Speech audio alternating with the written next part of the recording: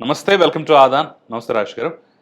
రాజేష్ గారు, ఇప్పుడు ఆంధ్రప్రదేశ్‌లో ఒక చర్చ జరుగుతోంది. సరిగ్గా చంద్రబాబు నాయుడు ప్రమాణ స్వీకారం, స్కూళ్ళు తెరిచే రోజు దాదాపుగా ఒకటే. సో, కిట్ల పంపిణీ గానివ్వండి, ఇవన్నీ వేగంగా జరిగిపోతున్నాయి. జగన్మోహన్ రెడ్డి బొమ్మున్నా సరే, ప్రజాధనం వృధా కాకూడదు, పర్వాలేదు పనిచేయండి అని చెప్పేసైతే ఆయన స్పష్టమైన ఆదేశాలు ఇచ్చినట్టుగా తెలుస్తోంది. కట్ చేస్తే ఎప్పుడో చంద్రబాబు నాయుడు మొదటి తరంలో, మొదటి హయాంలో 2014-19లో ఈ స్కూల్కి వెళ్ళేటటువంటి పిల్లలకి ఇచ్చేటటువంటి ఈ సైకిల్స్ ఏవైతే ఉన్నాయో దాని మీద ప్రభుత్వం బొమ్మ, దాంతోపాటు చంద్రబాబు బొమ్మ ఉందని చెప్పేసి ఈ 5 సంవత్సరాల పాటు వాటిని పంచకుండా అలాగే ఉంచేసి తుప్పు పట్టేలా చేసిన జగన్మోహన్ రెడ్డి వైఖరి. పర్వాలేదు, జగన్మోహన్ రెడ్డి బొమ్మ ఉన్నా పర్లేదు ఇచ్చేయండి అని చెప్పేసి చెప్పినటువంటి చంద్రబాబు నాయుడు వైఖరి, ఈ రెండింటిని ఇప్పుడు పోల్చి చూస్తున్నారు. మీకేమనిపిస్తోంది? జగన్మోహన్ రెడ్డి గారు 2019లో ఆయన పదవి బాధ్యతలు చేపట్టే నాటికి అంటే ఈ స్కూళ్ళకి వెళ్ళే ఆడపిల్లలకి సైకిళ్ళ పంపిణీ, ఆ పంపిణీ నిమిత్తం ప్రభుత్వ ధనంతో కొన్ని కోట్ల రూపాయలు ఖర్చు పెట్టి సైకిళ్ళు కొన్నారు. ఆ సైకిళ్ళని స్కూళ్ళకి చేర్చి పిల్లలకు పంపిణీ చేయాలి. ఎందుకు? ఏప్రిల్ 11వ తారీఖు ఎలక్షన్ జరిగినాయి, మే 23వ తారీఖు లెక్కింపు జరిగింది. ఈ సైకిళ్ళ ప్రొక్యూర్మెంట్ ఇదంతా ఎండాకాలం సెలవుల్లోనే పూర్తయిపోద్ది. అవును. ఈ టెండర్ ప్రాసెస్ అకాడమిక్ ఇయర్ మధ్యలోనే బిగిన్ అవుద్ది. కాబట్టి రాబోతున్న ఎన్నికల్లో ఏ ప్రభుత్వం వస్తుంది, ఎవరు పాలకులు అవుతారనేది ఫోర్కాస్ట్ చేయకముందే నెక్స్ట్ అకాడమిక్ ఇయర్కి సంబంధించిన ఈ సన్నద్ధత బిగిన్ చేసుకుంటారు. కాబట్టి ఈ సైకిల్ ప్రొక్యూర్మెంట్ జరిగిపోయింది. ఆనాడు పాలకుడుగా చంద్రబాబు నాయుడు గారు ఉన్నారు కాబట్టి సహజంగానే వారు ముద్ర వేస్తారు. అలాగే ఇప్పుడు కూడా నెక్స్ట్ అకాడమిక్ ఇయర్కి సంబంధించి ఈ చిన్నపిల్లలకి, స్కూల్ పిల్లలకి పంచే యూనిఫాము, వాళ్ళకి స్కూల్ బ్యాగు, వాళ్ళకి ఇచ్చే బెల్టు, షూసు, ఇటువంటి విద్యా కానుక అంటారు దాన్ని. అంటే జగన్మోహన్ రెడ్డి గారు పెట్టిన పేరు విద్యా కానుక, జగనన్న విద్యా కానుక. ఈ విద్యా కానుక వాటి మీద ఆ పేర్లు ముద్రించి వన్స్, అంటే యాక్చువల్గా సేమ్ ఇదే పరిస్థితి. ఎందుకంటే మేలో ఎన్నిక జరిగింది, జూన్లో లెక్కింపు ఉంది. లెక్కింపు తర్వాత ఏ ప్రభుత్వం వస్తుందో అప్పటికి ఇంకా రుజువు కాదు. అయినా సరే ముందుగానే ప్రకృతి చేస్తున్నారు కాబట్టి ఆ మ్యానుఫ్యాక్చర్ దగ్గర నుంచే ఆ ముద్రణ జరిగి రావాలి. కాబట్టి ఆర్డర్ ఇచ్చే నాటికి జగన్మోహన్ రెడ్డి గారు ముఖ్యమంత్రిగా ఉన్నారు కాబట్టి ఆయన పేరుతోటి ఆయన బొమ్మలు ముద్రించి వచ్చినాయి. ఆ రోజు జగన్మోహన్ రెడ్డి గారు ఏం చేశారంటే, చంద్రబాబు నాయుడు గారి ప్రభుత్వం ప్రకృతి చేసిన సైకిళ్ళు ఆయన బొమ్మ ఉంది అని చెప్పని ఆ సైకిళ్ళను పంపిణీ చేయకుండా ఆపేశారు. అంటే అది ప్రభుత్వ ధనంతో ప్రకృతి చేసిన సైకిళ్ళు, స్కూల్ పిల్లల అవసరం రీత్యా ప్రకృతి చేశారు. అవి ఆ పిల్లలకి అప్పజెప్పేస్తే ఒక ఎండాకాలము, ఒక వానాకాలం నడిచేటప్పటికి ఈ ఎండకెండి వానకు తడిచి ఈ బొమ్మలు పోతాయి. సైకిళ్ళు ఆ పిల్లలకు ఉపయోగపడతాయి. అవును. ఎందుకు అప్పచెప్పారు? పిల్లలకు సైకిళ్ళు ఎందుకు ఇచ్చారు? ప్రతి గ్రామంలో హై స్కూళ్ళు లేవు. కొన్ని కిలోమీటర్ల దూరం పిల్లలు ట్రావెల్ చేసి వచ్చి హై స్కూళ్ళకు చదువుకోవాల్సి వస్తుంది. ఈ మధ్యకాలంలో వెనకటి రోజుల్లో ఏం జరిగేదంటే, మేము మా ఊరు హై స్కూల్లో చదివేటప్పుడు మా చుట్టుపక్కల ఉండే 3-4 గ్రామాల నుంచి మా హై స్కూల్కి నడిచి వచ్చేవాళ్ళు. వానలో, చలిలో నడిచే వచ్చేవాళ్ళు. ఆ రోజుల్లో కాళ్ళకి చెప్పులు కూడా అందరికి ఉండేవి కాదు, అట్లాగే నడిచి వచ్చేవాళ్ళు. అయినా సరే ఇప్పుడు పరిస్థితులు, పరిణామాలు మారినాయి.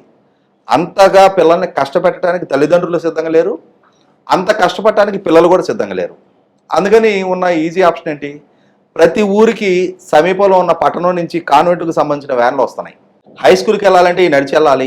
హై స్కూళ్ళకి ఈ వ్యాన్ ఫెసిలిటీ ఉండదు కదా, ఎవరికా లోన్ ట్రాన్స్పోర్ట్లో వెళ్ళాలి. దానికన్నా డబ్బులు పోతే పోయినాయి, మా పిల్లల్ని కష్టపెట్టి నడిపించే అంత అవసరం ఉంది, మేము కాన్వెంట్లో చేసుకుంటాం, మా పిల్లలు వ్యాన్కి వెళ్ళి వ్యాన్కి వస్తారు అని చెప్పిన భావనలో గవర్నమెంట్ స్కూల్లో అడ్మిషన్స్ తగ్గిపోతున్నాయి. ఇది ఉచితంగా చెప్పే స్కూల్స్. ఈ స్కూల్స్, ఈ వ్యవస్థను కాపాడబడాలి అని అంటే స్కూల్లో అడ్మిషన్స్ పెరగాలి. దానికోసం ప్రభుత్వం కొంచెం చొరవ చూపించి మిడ్ డే మీల్స్, వాళ్ళకి ఉచితంగా బుక్స్, ఉచితంగా యూనిఫాము, ఉచితంగా ఈ సైకిళ్ళు. తర్వాత చంద్రబాబు నాయుడు గారి ప్రభుత్వ హయాం నుంచి ఆడపిల్లలు సహజంగానే ఒక ఏజ్ వచ్చేటప్పటికి ఆ మెన్సురేషన్ ఇష్యూస్ ఉంటాయి. ఆ ఉద్దేశంతో ఆడపిల్లలు స్కూల్కి వచ్చి ఇబ్బంది పడకూడదనే ఉద్దేశంతో శానిటరీ నాప్కిన్స్ కూడా ప్రొవైడ్ చేయడం మొదలుపెట్టాం. అవును. అంటే వీలైనంత వరకు గవర్నమెంట్ స్కూల్స్ నుంచి డ్రాప్ అవుట్స్ తగ్గించాలి. ఉచిత విద్య ప్రజలకు అందిన పక్షంలో విద్య కుటుంబాలకు భారం కాకుండా ఉంటుంది. ఇవాళ ప్రైవేటు ఎడ్యుకేషన్కి వెళ్ళగానే ఫీజు కట్టాలి ఎదురు. ఇక్కడ స్కూల్ నుంచి అన్ని ఫెసిలిటీస్ ఉంటాయి, అక్కడేమో ఎదురు డబ్బులు కట్టాలి. దాన్ని నివారించాలి, దీన్ని ప్రోత్సహించాలి అని అంటే ఈ పక్క గ్రామాల నుంచి స్కూల్కి వచ్చే పిల్లలకి, ముఖ్యంగా ఆడపిల్లలకి ఆ ట్రాన్స్పోర్ట్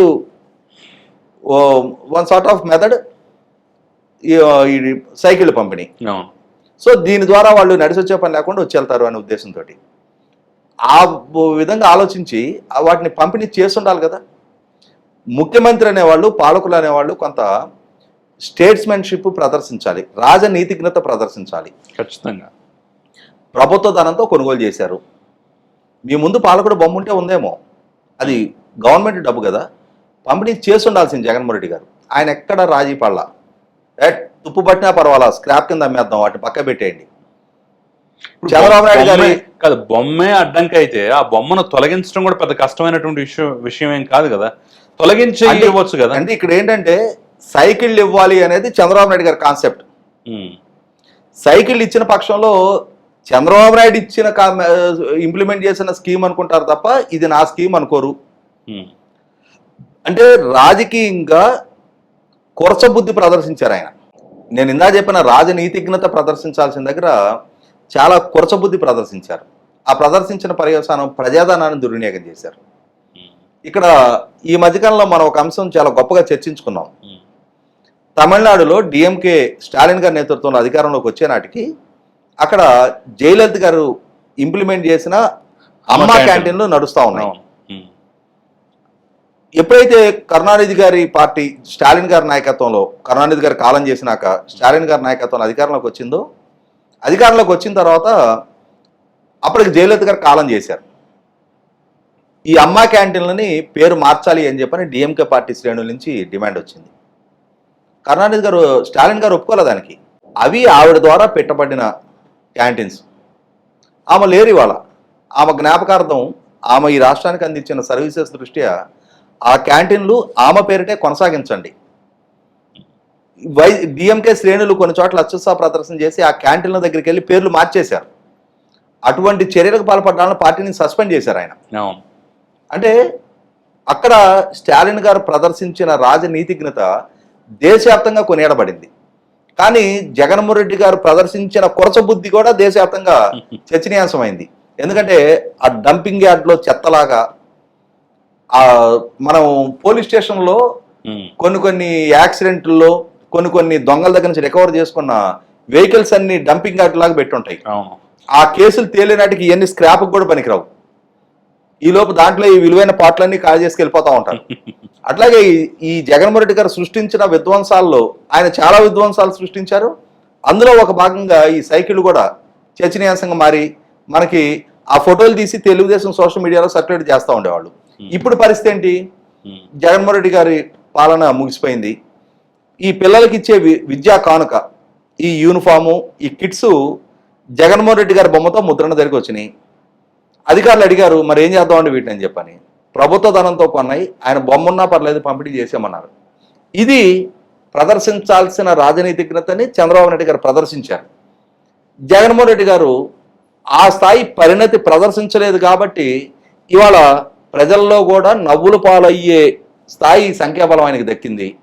అయినా జగన్మోహన్ రెడ్డి గారి వైఖరిలో పెద్దగా మార్పు వచ్చుద్దని అనుకోవట్లే నేను.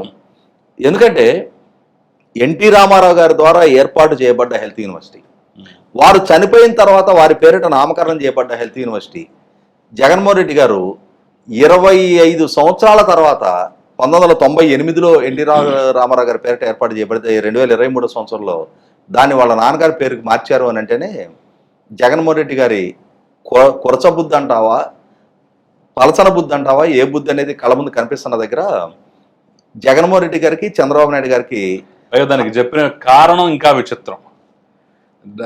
ఎన్టీ రామారావు గారు డాక్టర్ కాదు, కానీ రాజశేఖర రెడ్డి గారు డాక్టరు కాబట్టి పెడుతున్నాం అని చెప్పేసి అది విచిత్రమైన కారణం. అంటే తాను ఏం చేసినా సమర్థనీయం అని చెప్పుకునే ఒక వాదన ఎంచుకుంటారు. ఆయన్ని సమర్థించే వంది మగతలు కొద్దిమంది ఉంటారు. ఆయన చేసిన తప్పుని ఇది తప్పు అని చెప్పని వాళ్ళ పార్టీలోనే ఇంటర్నల్ గా కరెక్ట్ చేసే ప్రయత్నం చేస్తున్నట్టయితే ఈ రోజు ఇంతటి అవమానకర పరిస్థితులు పరిణామాలు ఎదుర్కొనే అవసరం ఆయనకు ఉండేది కాదు. ఆయన సొంత సోదరి షర్మిలే ఆ విషయంలో అన్నం తప్పుపట్టింది అంటే ఆయనకి అవి తలకెక్కవు. తన చుట్టూ చేరిన భజన బృందాలు కొద్దిమంది ఉన్నారు, ఆయన చేత పోషింపబడుతున్న భజన బృందాలు. వీళ్ళు చేసే భజనే ఆహా ఓహో బ్రహ్మాండం భజగోవిందం అంట వీళ్ళు చేసే భజనే ఆయనకి తలకెక్కింది. వాళ్ళ ఆ భజనలోనే ఇప్పటికీ కొనసాగుతూ ఉన్నారు. దాంతో ఇప్పటికీ రియలైజేషన్ లేదు, కనీసం మాత్రం రియలైజేషన్ కూడా లేదు. ప్రజలు నిందిస్తూ ఉన్నారు. నిన్న చంద్రబాబు నాయుడు గారు పదవి బాధ్యతలు చేపట్టి చేసిన మొట్టమొదటి సంతకాన్ని కూడా అప్పుడే దారుణంగా విమర్శలు చేస్తా మొదలు పెట్టారు, వంచిచ్చారు అని చెప్పని. సిగ్గుండాలి మాట ప్రస్తావించే అర్హత కూడా వాళ్ళకి లేదు. ఎందుకంటే మొదటి డిఎస్సీఏ ఇంకా 5 ఏళ్ల పాలనా కాలం. ఇక్కడ గమనించుకోవాల్సింది ఏంటి అంటే ఒకసారి ఎటు టాపిక్ వచ్చింది కాబట్టి ఆ డిఎస్సీల గురించి చెప్తా నేను. 40 సంవత్సరాల నాడు రాజకీయ ప్రమేయంతో ఉపాధ్యాయ నియామకాలు జరగడానికి వీల్లేదు, ఉపాధ్యాయ నియామకాల్లో పారదర్శకత ఉండాలి అని చెప్పని ఎన్టీ రామారావు గారు మొట్టమొదటి డిఎస్సీ విధానాన్ని తీసుకొచ్చారు. ఈ 40 సంవత్సరాల్లో నిన్న చంద్రబాబు నాయుడు గారు చేసింది 17వ డిఎస్సికి సంబంధించిన సంతకం. అంటే ఇప్పటికి 17 సార్లు, అంటే ఇది కాక 16 సార్లు డిఎస్సి నోటిఫికేషన్స్ విడుదలైనవి.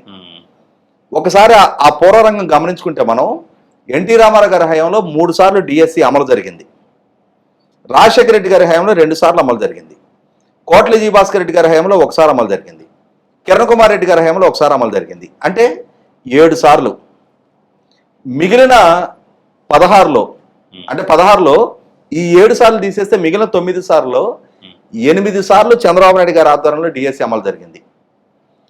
9వది జగన్మోహన్ రెడ్డి గారు 5 సంవత్సరాల పుణ్యకాలం గడిపేసి ఎన్నికల కోడ్ ఆఫ్ కండక్ట్ అమల్లోకి రాబోతుండగా సాధ్యం కాని ఒక దగా డిఎస్సి నోటిఫికేషన్ 2024 ఫిబ్రవరిలో విడుదల చేశారు. ఎందుకు? కోడ్ ఆఫ్ కండక్ట్ వస్తే ఎగ్జామ్స్ పెట్టడానికి ఆస్కారం ఉండదు.